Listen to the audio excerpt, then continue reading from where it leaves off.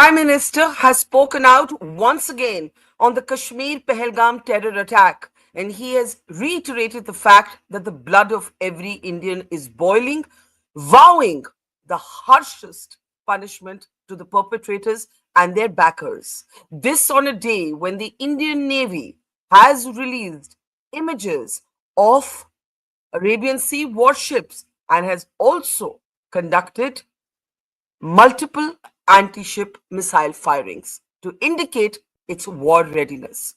I'm Barkha Dutt, you're with the Mojo story.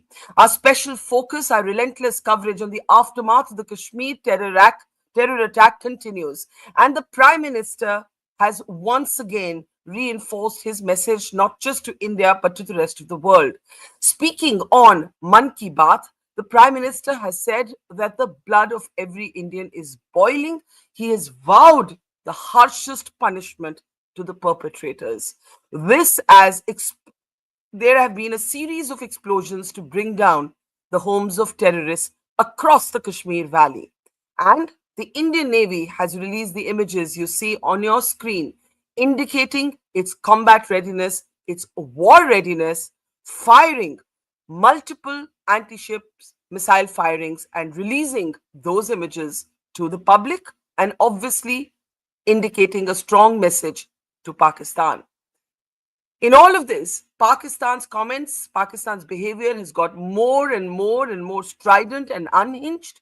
Today, we've had a shocking nuclear threat from one of Pakistan's ministers. There's a lot to talk about. Let me introduce our guests on the program today. Let's bring them up. Tavleen Singh, author and columnist, just out with a column on the issue saying India and Pakistan's problem goes well beyond Kashmir in the Indian Express. Good to see you, Tavleen. Veteran diplomat, Ambassador Prabhu Dayal is with us. Ambassador Dayal has been talking about how India now must openly back Baluchistan, and its movement is back with us. We're also joined by strategic affairs analyst Robindra Sachdev. Good to see you, Mr. Sachdev. And military veteran, hero of Siachen, Gen Sanjay Kulkarni is with us. General Kulkarni, sir, always a pleasure. Let me get started with what the Prime Minister said on Mann Ki Baat. देश के दुश्मनों को, जम्मू कश्मीर के दुश्मनों को ये रास नहीं आया। आतंकी और आतंक के आका चाहते हैं कश्मीर फिर से तबाह हो जाए, और इसलिए इतनी बड़ी साजिश को अंजाम दिया। आतंकवाद के खिलाफ इस युद्ध में देश की एकता, 140 करोड़ भारतीयों की एकजुटता हमारी सबसे बड़ी ताकत है। पूरा विश्व आतंकवाद के खिलाफ हमारी लड़ाई में 140 करोड़ भारतीयों के साथ खड़ा है। मैं पीड़ित परिवारों को फिर भरोसा देता हूं, उन्हें न्याय मिलेगा, न्याय मिलकर रहेगा। इस हमले के दोषियों और साजिश रचने वालों को कठोरतम जवाब दिया जाएगा। That is the Prime Minister's message, and the Indian Navy, as you can see on your screen, has conducted anti-ship missile firings. It has indicated, and anytime, anywhere, not just indicated, that's its exact statement on social media, anytime, anywhere, giving a strong message on combat readiness. There's a lot to talk about. I will start with you, General Kulkarni. There's a sense very clearly now that we're entering a phase of readiness for military or kinetic action. We don't know, we don't want to speculate, but clearly all options, diplomatic and military, are very firmly on the table, and the Prime Minister has repeated that message in his address on Mann Ki Baat today. How do you see where we stand right now? Thank you, Barkha. There's no denying the fact what the Prime Minister is saying. Action is required. It's now or never, because they've had enough of it. And Pakistan has repeatedly violated all agreements. Pakistan can't be trusted. They were given adequate indications earlier also. What happened after Uri we know. What happened after Pulwama we know. All joint investigations. Nothing comes out of it. So Pakistan will perpetually be in a denial mode. And Pakistan is ingrained with inflicting India with 1,000 cuts. Having said that, and the way it has been done, and preceding virtually what their chief of the army staff, Asif Munir, better to call him Hafiz Munir, The way he's gone about talking about two-nation theory, everybody knows about it. The kind of the division trying to bring between the Hindus and the Muslims, which is totally incorrect because the Muslims of India are totally different, united, and that what happens in Pakistan they would not get influenced by. And that I'm so happy for the first time that the Muslims in Kashmir Valley have also come out openly against what has happened, because all said and done, what the Pakistanis have done with the intention to deny the Kashmiris of their earnings. Tourism, which was flourishing, hotel booking flourishing, everybody was looking forward to, and all of it was back to normalcy. Aberrations, yes. OGWs, yes. Sleeper cells, yes. Notwithstanding all the aberrations, things were still looking up, and this is what couldn't be digested by the Pakistan establishment, which has all along as working as the only army in the world which has a nation to itself. And therefore we find that this hate India, and how can India flourish? And in the same breath, I'll say the Chinese do not want India to progress economically. They have found in Pakistan a state which does not, in any case, pull along with India. Then why not use Pakistan at all times to pull down India economically? And therefore, it suits China, it suits Pakistan, because Pakistan don't hate India, and China does not want India to progress economically. So it's actually win-win factor for both our adversaries or both our enemies are concerned. In that context, if you were not to teach Pakistan a lesson, kinetic, non-kinetic, whether it's the Indus Water Treaty, cyber, space, other actions that are necessarily required to be taken, but an action, it must prevent Pakistan from repeating what it is doing. If it is to repeat even after what we've shown them in Balakot, what we've shown them in surgical strike, if all of it was to happen again, maybe after a few years, then it's not worth it. We have to stop it. And that stoppage is very, very essential. General Kulkarni, that last bit is what I'm going to take to Ambassador Dayal. The last bit is the key bit, right? The surgical strike after Uri, the Balakot airstrike after the Pulwama terror attack, Ambassador Dayal, as General Kulkarni pointed out, was not a permanent deterrence, right? There were phases of windows of peace that it allowed India to open in the Kashmir Valley, and those are the windows that Pakistan has sought to shut firmly this time, or that's their attempt. If there is to be a response that is sustainable, that is permanent, that is long lasting, it obviously has to be either different or bigger than what we've seen before. What is the precipice, or what is the crossroad that we're standing at right now? Well, Barkha, first of all, thanks for having me on your show. Let me state categorically that all options are on the table. And the government doesn't have to announce what sort of steps it is planning to take. It will take steps and either reveal them once they are taken, or just before they are going to be taken, such as diplomatic steps. As far as the military steps are concerned, those options will not be made public. They will be first exercised, and then the public will come to know. Now, at the moment, the government is conducting a very serious inquiry into what allowed this sort of an attack to happen. Now, there has been a very big security lapse, without doubt. There is a huge deployment of the armed forces in Jammu and Kashmir. There is also the deployment of the BSF, the CRPF, the local Jammu and Kashmir police. So how come these assailants, these terrorists were able to cross over from Pakistan and come to India? That's a question which people in India are asking. So there has to be an inquiry as to how this sort of thing happened. Secondly, there is a rising fear that there are sleeper cells of the ISI which are operating in India. And the government is trying to find out where these sleeper cells are located and trying to eradicate them. Now, in this context, the decisions which were announced after the CCS meeting are very significant, particularly in the context of the Pakistan High Commission. The Pakistan High Commission has been downsized from 55 to 30. The military, naval, and air attaches, who are the defense attaches, have been declared persona non grata, and along with their support staff, they have been asked to leave, and we are withdrawing our similar officers from Islamabad. Now, let me tell you, all along when I was posted abroad, I used to brief the foreign officers of the countries where I was posted and tell them about the Pakistani terrorist attacks. And the one question which they would always ask me is, if Pakistan is a terrorist state, why do you have diplomatic relations with it? If they are terrorists, then break off those relations. And frankly, this is what we should do. Why do we allow Pakistan to have a high commission here in India at all? We don't have any sort of contacts. We don't have trade relations. We don't have people to people contacts. No cultural contacts. No sporting contact. Why do we have the Pakistan High Commission? Now, let me also categorically tell you that there are grave suspicions and fears within the Indian establishment that the Pakistani High Commission is a den of spies.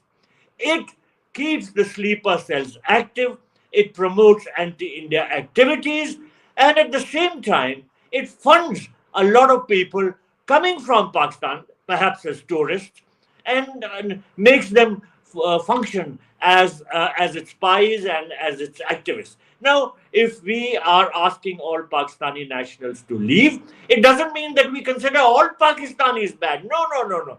But how do we know which ones are the mischievous ones? So the Are first you step is let them go out, send them all out, and take all necessary steps to put an end to these sleeper cells. Otherwise, these sort of incidents will happen again and again, which is what we don't want. all right? So you are basically saying, as a start, just close the Pakistan High Commission. Why do you need it? What is this engagement all about? Let's bring in Tavleen Singh. Tavleen, your column in the Indian Express argues that the problem is well beyond Kashmir, and I totally agree. But the bind for the government is this. The Prime Minister has repeated his assertion that there will be the harshest punishment, that the blood of every Indian is boiling. But Asim Munir, a weakened, discredited general after the Baluchistan attacks in his own country, making that crazy communal speech, might actually be itching for a military response from India that allows him, a new lease of life in Pakistan. There is that there is that factor, or is that not our concern? We just have to go for the jugular, but the jugular in this case is the Pakistan army. It can't be a one-off episodic response again. Whether Asim Munir survives or not is not our business. That's for them to deal with. What really we should be worried about is the time and time and time again, Pakistan hits us and we do nothing. When was the hijack of the Indian Airlines plane? In 2000, right? At the end of it was a New Year 1999, I think. It's now 2025. We've been hit more than once, and our response is feeble. So, what is wrong with us that the ISI is better at intelligence gathering, at covert activity, at all of this stuff than our own intelligence agencies? After the 2000 hijacking, I remember asking Jaswant Singh why we hadn't killed those guys as soon as they crossed the border into Pakistan from Afghanistan. And he said, we don't have the assets. Now, why don't we have the assets 25 years later? Those are the questions we should be asking. I totally agree with, with I think the general who said, there's been a serious failure of intelligence. What is going on? How could these guys not just conduct a massacre at a well-known tourist spot and then disappear? How? Why? How have they been allowed to become so clever technologically that, they don't use cell phones anymore? You can't trace them. So, those are the questions that I want to ask. I'm really sick and tired of India. And, I know the Punjabi on the other side very well. They see us as feeble, as weak. And I really think that the time has come for us to, take back Azad Kashmir, to take back whatever we can of Pakistan. POK, Pakistan occupied Kashmir. Whatever, who cares what it is? It's not the name that matters. Or at least let's start, helping Balochistan break away. We could do that once with Bangladesh. We could do it again, and we should do. We should actually be seriously considering what we can do. Yeah. I think those are two pretty big statements by Tavleen Singh. Helped create or birth Bangladesh. Why not break Baluchistan away and take back POK? It's time to start having these conversations. In the meantime, you made the point about the Punjabi on the other side, kind of believing कि India तो कुछ नहीं करेगा, करेगा तो जो करेगा हम मैनेज कर सकते हैं. Even by Pakistan standards, a shocking nuclear threat has been made by a Pakistan minister today. I thought about whether we should play it or not, but since we're in a phase, this is a country, let's face it, Pahalgam terror attack is an act of war, and we are a country at war. Whatever form or shape that war takes, I don't know. But the attack was an act of war, and we are a country at war. And in response, this is what a Pakistan minister had to say today. उन्होंने कह दिया ना कि अगर हमारा पानी बंद करेंगे तो फिर जंग के लिए तैयार हो जाएं. ये जो गोरी, शहीन, गजनवी, ये चौकों में सजाने के लिए नहीं हमने रखे हुए, ये हमने हिंदुस्तान के लिए रखे हैं. बाबा, ये जो 130 एटॉमिक हमारे पास वेपन है, वो हमने सिर्फ मॉडल बनाने के लिए नहीं रखे हुए. और आपको पता ही नहीं कि हमने पाकिस्तान के किस किस हिस्से में रखे हुए हैं. ये दुनिया भी जानती है, आप भी जानते हैं. वरना आप तो इतने मक्कार बनिए हैं कि अभी तक पाकिस्तान के ऊपर कई दफा हमलावर हो चुके होते आप. So before I come to Mr. Sachdev, Tavleen, do you want to respond to that? I mean, Pakistan seems to get more and more and more strident. Did he say Banya?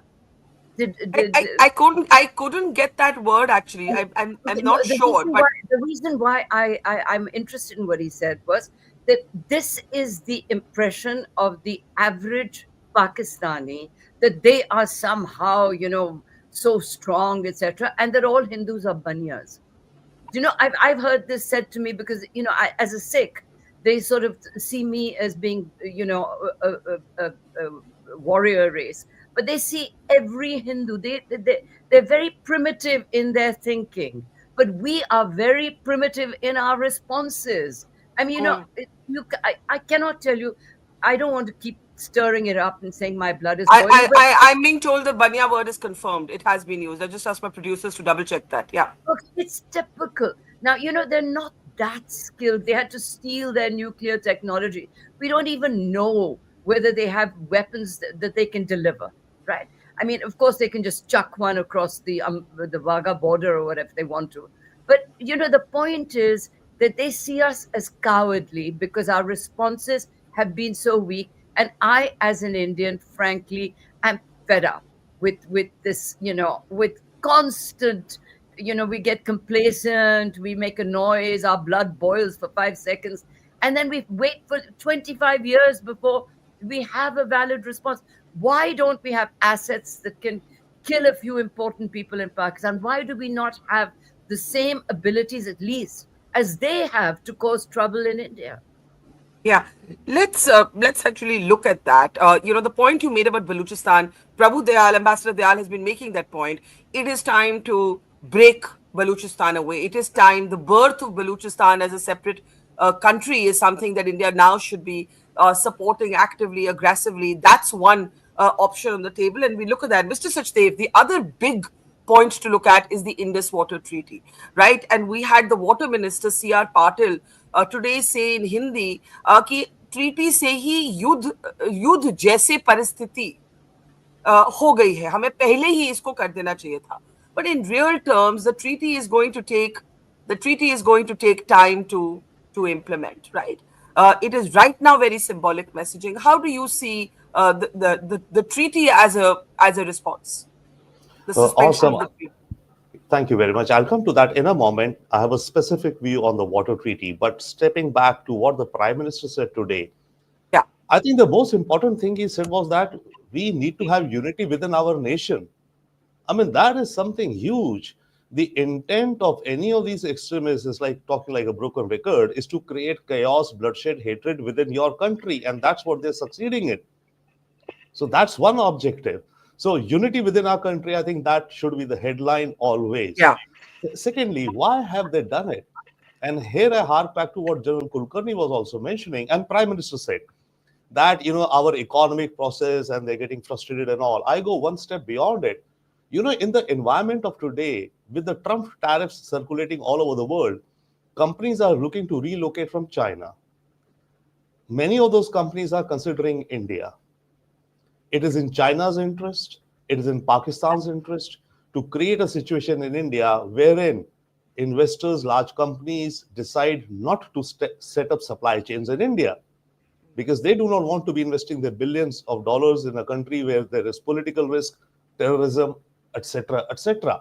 So Pakistan, in some ways, is also could be very much, I would assume, I would not leave it out, being a pawn in China's game against India and against the US. China doesn't want the US tariffs, etc., whatever Trump is going to declare to succeed. But forget the US, India. So it is an impact. Why? It's Right. an impact economic on India. Now that's it. Now what to do?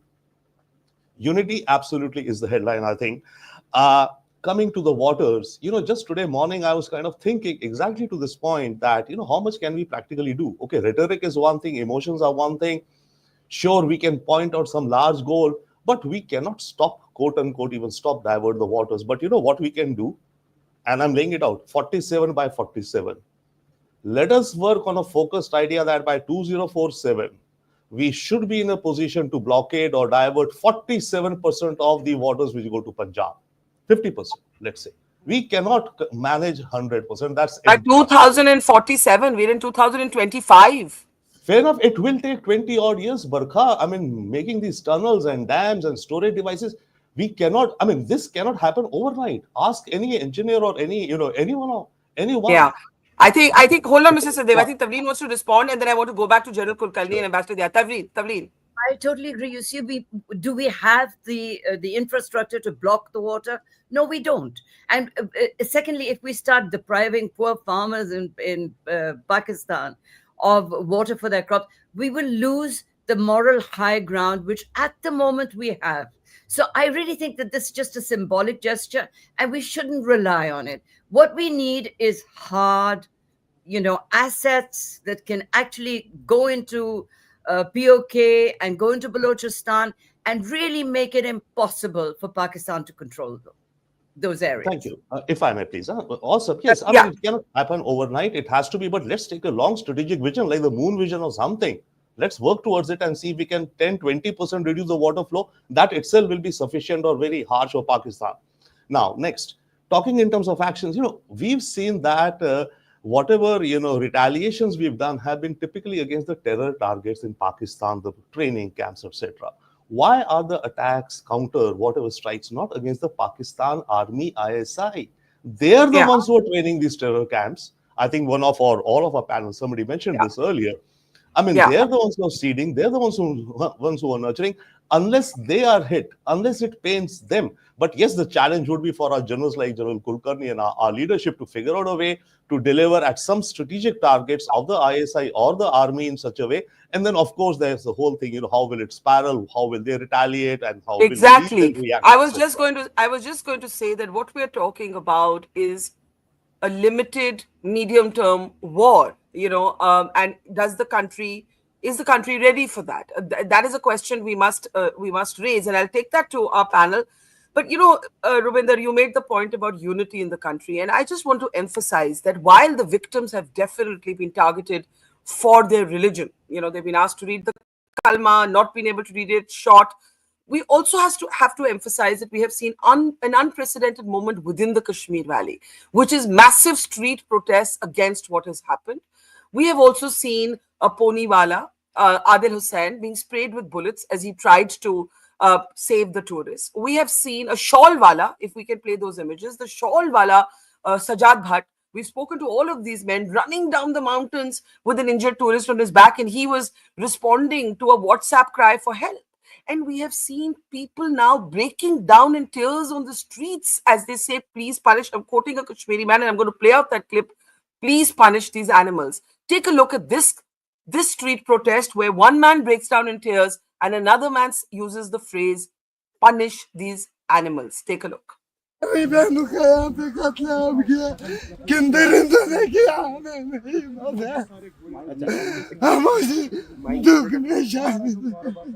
क्या appeal करेंगे आप? हम यही appeal करते हैं, पहले जो इंसानियत का यहाँ पे कत्ल हुआ है, हम उसके खिलाफ हैं। हम इन दरिंदों के खिलाफ जरूर जरूर जरूर। यहाँ पे इनोसेंट किलिंग हुई है, हम न ये देखना चाहते हैं कभी, न ये सुनना चाहते हैं। हम वक्त की गवर्नमेंट से गुजारिश करते हैं, इन दरिंदों को पकड़े और कड़ी से कड़ी सजा दे। हमारा पहले इंसानियत का कत्ल हुआ, हमारा शरीयत, हमारा कुरान बोलता है एक इंसान का कत्ल करना तमाम इंसानियत का कत्ल हो जाता है। इसलिए हम इसके खिलाफ हैं। हमारी यही गुजारिश रहेगी, पहले इंसानियत का कत्ल हुआ, दूसरा जो हमारा रोजी रोटी वो हिट हुआ है, जो हमारा परिवार चलता था, जिससे हम कमाते थे, हमारा परिवार चलता था, वो अब खत्म हुआ। हमारा जो रोजगार वो मुतासिर हुआ। हम सब जो लोग हैं, घोड़े वाले तबके से वाबस्ता है, होटल वालों से वाबस्ता है, एटीवी वालों से वाबस्ता है, गाड़ी वालों से वाबस्ता है, जो भी हैं वो सब टूरिज्म के ऊपर डिपेंड करता है। चाहे होटल वाला है, चाहे घोड़े वाला है, चाहे गाड़ी वाला है।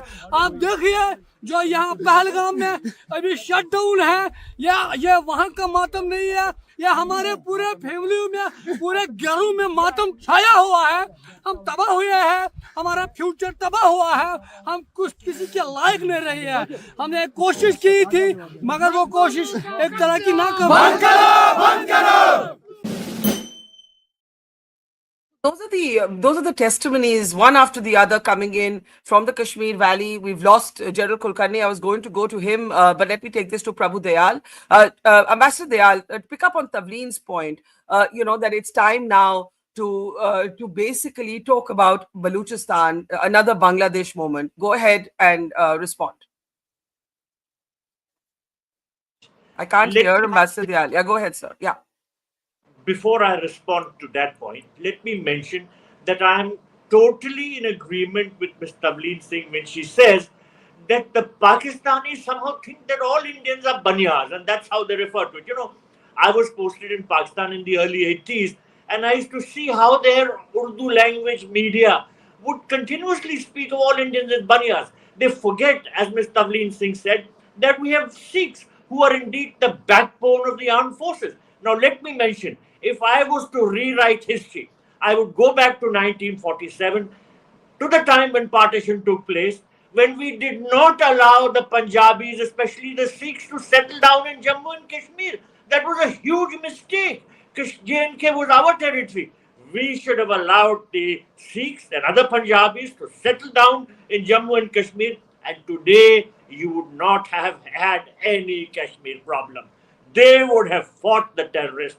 They would have settled the score.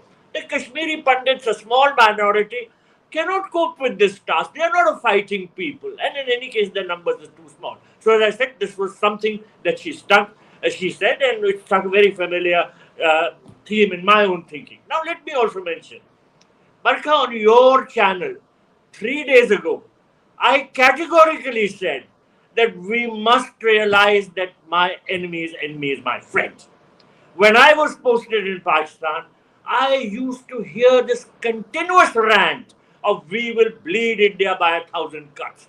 This was not only said by their army generals, but by their politicians also. And this has continued to be the rant down the decades. We have been too conciliatory. We should. Did we just lose Prabhu Dayal right in the middle of his comment? I'm sure he'll reconnect. General Kulkarni, we were trying to bring you in also. The points that we were discussing were about how an episodic response is not good enough. Tavleen Singh was making the point of Baluchistan, breakaway Baluchistan, about take back POK. I want to ask you what that might entail. If that were established as the motive, what might that entail in terms of what India should understand and Indians should understand, you know, we say this, but what does it actually mean in military terms and what it requires of the country? Multifarious responses to what Pakistan has done. And even if you go with the Indus Water Treaty, since I was in Kishtwar, I know that Dulhasti project, where on various rivers and subsequently on Ravi, Satluj, Chenab, Jhelum, all the dams that we've constructed, maybe some of them which are run on the water. All said and done, what is very important is all the dams subsequently to stop water is a different thing altogether. It may take a long time. It requires almost 4 Tehri Dam kind of structures to come up to be able to stop water. And Tehri Dam itself took 12 years to construct one. So notwithstanding that, very important is the data sharing. It isn't about water. Now, today I share data with Pakistan. I tell them I'm releasing water at 4 o'clock, this gate number, and I'll close that water at 6 o'clock. Pakistan gets to know the water is coming, then they divert to the canals, to the respective farmers, villages and everything. Today and hereinafter, I won't be sharing data. They wouldn't know. Indus isn't flowing just about 200 kilometers. It's a river which has 1,000 kilometers. So if it is raining somewhere in Haryana and Himachal Pradesh, it is not raining in Delhi. You suddenly find Yamuna has so much of water, and you start thinking, how come Yamuna has got water when it isn't raining in Delhi? So this is what happens. This is a very big weapon that we have. It's almost like weaponizing water with a view to be able to tell the Pakistanis, herein no data sharing will be done. With Chinese, what are they doing? We were getting data from Brahmaputra. We are now buying data from Brahmaputra because the Chinese refuse to give it to us. So there is a lot that can be done about the Indus Water Treaty is concerned. As regards what Tavleen said about Bunnyas, absolutely right, because this is what even Kasuri has written in his book, neither a hawk nor a dove. We would call the Muslims Musla and they would call Hindus Bunnyas. So that is something which I was, even when I was there for 2 years, I know exactly what it means. Notwithstanding all that, right now, as the only good thing from a very bad incident that has occurred, this has actually united India. United India in a manner that everybody across whichever religion you may be coming from, if one does feel bad that Pakistanis are doing something which is not supposedly done, and they have let us down the trust factor, and that trust, and we now need to pay back Pakistan the same coin. There is no denying. In specific terms, where do we go from here? Right? Look at what's happening. Yeah. We are blowing up the houses of terrorists in the Kashmir Valley. Right? If we can bring up those images. Every day there's another terrorist house that is blown up and razed to the ground. You have seen the Navy signaling its readiness. We haven't actually spoken about that. I'd request you to speak a little bit about the significance of the Navy and its anti-ship missile exercises that it has publicly conducted today and released those videos. And then there is a demand for a more permanent intervention, a taking back of a POK or a breaking away Baluchistan. My question to you is, or as Robindra Sachdev said, strike the Pakistani generals, the Pakistan army, right? My question for you is, as somebody who is the hero of Siachen, there is a cost that comes to all of this. And when we say this, we have to be ready to pay that cost. And do people understand what this might mean in terms of a spiral up the escalatory ladder? There is no denying the fact, Barkha. The cost would have to be paid. There is no denying the fact. They are not going to sit back tight. They will also retaliate. That the retaliation is expected, and that retaliation has to be, taken care of. And it is all bridged and get into it. But yes, say the naval exercises that we're talking about. Well, I can't discuss much about it, but notwithstanding that, we've seen how the Karachi harbor was blocked. So the naval blockade and all these sea lanes of communication, all of it has to be taken care of. You know what Bangladesh does, or where the transfer of this ISI militants, Lashkar-e-Taiba, Jaish-e-Mohammed, being transferred maybe from one country to the other country, because Bangladesh almost seems to be playing now in the hands and gloves of Pakistan. So all that. Definitely, there's a lot that can be done. Even the nuclear bluff that the Pakistanis seem to be saying that, whoa, we've got so much of Gandhi's, we have got Hataf, and we can do this. They can do nothing. What can they do? They know. But why wasn't it being used all along? Even in Kargil, the bluff was poured out. It's not easy. Pakistan knows it uses nuclear. They get wiped out from the face of the earth. They're aware that Indians are not going to sit back tight, whether they use tactical or otherwise. Once they use, that's gone. That's the last. That's the end of Pakistan. Thereafter, as far as the Baluchis are concerned, Baluchis have all along been, from 1950 onwards, have always opposed Pakistan for a very simple reason: 4% of the population, 44% of the land, all of the mineral resources, including gold of it, being now taken by China. Earlier, the royalties paid a 5% to the Baluchis. You see the representation of the Baluchis in the Pakistan army, less than 2%. Look at the population, just 3 to 4%. And look at the representation so low. Look at the land that they're occupying. The electricity that the Gwadar International Airport constructed by China comes from Iran. That's the state. They don't even have drinking water, no electricity. Baluchis are suffering. So we don't need to do anything in Baluchistan. Baluchistan will break away within no time. It's just that. But yes, ceasefire by Pakistan. What does the ceasefire mean? Of course, now that the Simla agreement gets suspended, abrogated, whatever it is, it in any case wasn't being followed by Pakistan whatsoever. But now you're free to do what we want to do. Right. And look at the Baluchis. The ceasefire agreements were all in favor of Pakistan. Pakistan lifted troops from the western border and moved them to Baluchistan, into Khyber Pakhtunkhwa, only to lose 1,500 troops every year because they couldn't fight. Oh, you heard Fazlur Rahman, what he said in the parliament, that there are 6 provinces in Baluchistan who don't fly Which are Pakistani not flag. absolutely. So Yeah. you seem to be saying Baluchistan is going to break away on its own. That's the momentum, and that is, by the way, my theory for why Munir made the speech he did, why Pahalgam has happened. He is desperately trying to divert from his own failures at home. We need to start taking last comments. Mr. Sachdev, I'll start with you, Robindra. Sachdev, where do you see us going from here? Quickly, briefly. I think a mix of all of these, and the government would do whatever it would do. We do not know. It could be something very surprising, very strange, which we may have not imagined overall. But yes, the sentiment is that something could and should happen.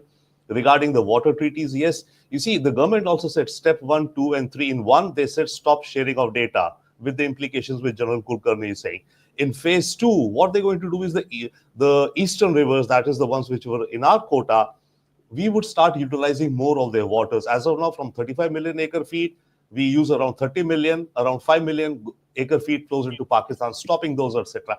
And the third step, long term, would be what I call 47 by 47. One more thing I'll say in terms of, pragmatic, I don't know. I mean, lots of our folks in the diaspora are protesting outside, the Pakistani embassies, high commissions, etc. I think our diaspora should actually start pressurizing more the lawmakers in their own respective countries to whatsoever sensitize, because that would be something, at least, building up some pressure. To my mind, sure, protesting outside the high commissions does bring something.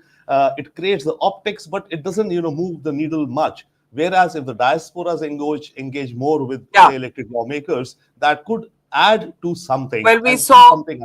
Well, we saw the crazy colonel of the Pakistan army basically do this throat slit gesture as he was holding up pictures of Indian Air Force hero Abhinand Vartaman, who was taken into custody and then released. That time Imran Khan was the Prime Minister. Sorry, Robindra, you're saying something. I want to move on now to Ambassador Dayal. Ambassador Dayal, last thoughts. We lost you there briefly. Complete your point. Well, I'm sorry I got eliminated because there was some telephone call from outside, but it doesn't happen on Zoom. I'm surprised I was knocked out suddenly in the midst of what I was saying. Sorry for that, but please complete your point. Kulkarni has said some of the things which I said and which I had already said on your channel 3 days ago. While the Baluchis and the Pashtuns are fighting against the Pakistan army, they need help. And as I said, my enemy's enemy is my friend. We should assist the BLF and the Tehreek-e-Taliban Pakistan in every manner possible. Now, we have to find ways to assist. Of course, we have the money, we have the weaponry, but sometimes there is a problem how to reach them to these people. Well, we have to explore options. The relations between Afghanistan and Pakistan are quite dicey, and we have to explore an option in that context also. I don't have to spell it out. Our intelligence agencies are very clever. They're exploring all options. But let me mention that the biggest terrorist outfit in Pakistan is not the Lashkar-e-Taiba, it's not the Jaish-e-Mohammed, it's not the Hizbul Mujahideen, it's the Pakistan Army and its intelligence wing, the ISI. because they orchestrate, mastermind, and fund these terrorist attacks against India, because it's their policy to wage covert warfare. They want to bleed India by 1,000 cuts. They don't want to fight us headlong. So they are waging this covert warfare against us. They are the biggest terrorist outfit. As I said, the High Commission of this terrorist country should not exist in our country. We should close it down. We have to tighten our security. Things were very normal and tourists were going, but now I must be honest, people are scared. The economy of Jammu and Kashmir will be hit. The tourism sector will be affected. We have to straighten things out. We have to first of all identify why this sort of a thing took place. Are there tunnels from which the people from POK are crossing over into Jammu and Kashmir? We have to see how this sort of a phenomena is taking place, and who are the fifth columnists, who are the sleeper cells of the ISI. We have to. It's a huge task ahead. Now, I must also address very briefly this issue relating to the Indus Waters Treaty. Of course, we don't have the full infrastructure, but work in that context has already been taking place. We don't need to put in 20 years. It's a much, much shorter time span that is needed to completely take away the waters of the Indus River, the Jhelum, the Chenab, and utilize those waters. Okay. Moreover, once we say that the Indus Waters Treaty is in abeyance, we have no obligation to pass any sort of information to Pakistan. And this becomes a serious problem for that country in the context of the flooding season. We always used to share information which was relevant for Pakistan, which was helpful to Pakistan during the flooding season. Now we don't have to do that. And that's a cause of very big worry for them. So there is a whole slew of measures. Everything is on the table. No option is off the table. Our government will take care of all. All right. General Kulkarni, very briefly, and then I'll give Tavleen the closing word. You've already outlined a whole series of options. What should we be ready for? You see, you're seeing on your screen the faces of the terrorists. Two of them are local, two of them are from Pakistan. Now there's a third being looked at. And these men, as Tavleen pointed out, these terrorists have to be caught, but they've probably just folded back into the forests. And, the line of control is actually an impossible area. Even after fencing, you can't guarantee that nobody's going to come across. But one of these fellows went on a visa to Pakistan, came back as an infiltrator, Adil Thokar. We know those details now. Quick last word, General Kulkarni. See, the source of terror has to be destroyed, and so as the support base of it has to be destroyed. Even the kind of houses that we're destroying of these people, they have to be destroyed. They'll automatically, once the source of terror is destroyed, everything will fall in place. The source of terror is what Ambassador Dayal said, the Pakistan army. And that's all. Destroy the Pakistan army, finish it off once and for all. The leadership has to be destroyed, whether it is the Soleimani way or whether it is the Hezbollah way. The leadership in Pakistan, which believes only in terrorism, has to be eliminated and destroyed. How we do it, when we do it, how much time it will take, well, we leave it to the government to decide, but that's the only way forward, no other way. Tavleen, let me give you the closing word. I think we're all in agreement that this time the response cannot be about terror camps. It has to be where it flows from, which is the Pakistan generals. And I think that everybody is agreed on. Hit them where it hurts. Last thoughts from you. Well, for a start, immediately there should be a response. Like I said to you last time, and I wasn't joking, bump off a few generals if we have the assets to do that. But you have to remember that, I'm just a practical person. There was a Mukti Bahini without which there wouldn't have been Bangladesh. We need a Mukti Bahini in Baluchistan and in POK. These are two provinces that are very, very enraged with Pakistan because they've been neglected. So why haven't we already done that? That is what I want to know. I'm sick and tired of saying, oh, next time and next time. It's just, it is too much. Wasted effort. So a Mukti Bahini in Balochistan and a Mukti Bahini type thing in POK. And let's get on with that.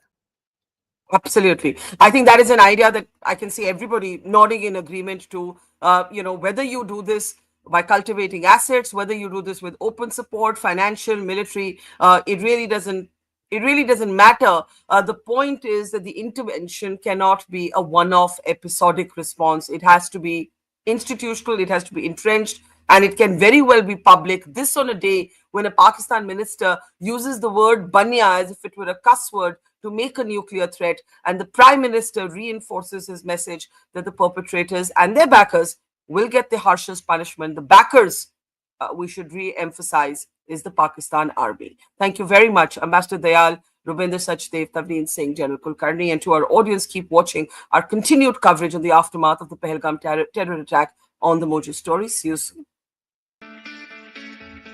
It's great to see you here. Thank you for watching our work.